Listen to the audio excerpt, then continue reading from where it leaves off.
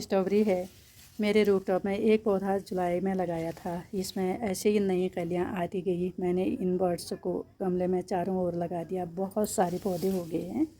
इस गमले में कम से कम 20 पौधे हैं, 20 से भी अधिक पौधे हैं। और ऐसे नई ब्रांचें आ रही हैं, इनमें नई कलियां भी आ रही हैं। तो इनको मैं नए गमलों में लगा दूंगी। एक ही गमले में 8-9 एक साथ लगाने के बाद गुच्छा हो जाएगा एक ही गमले में। और कम से कम मैं 20 गमले तैयार करूंगी इस बार।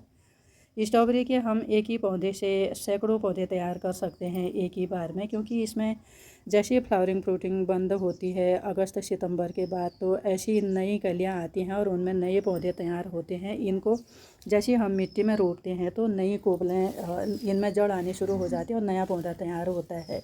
कोपलें आ रही थी, इनको मैंने ऐसी मिट्टी में लगा दिया, गमले में चारों ओर लगा दिया, तो बहुत सारे पौधे तैयार हो रहे हैं।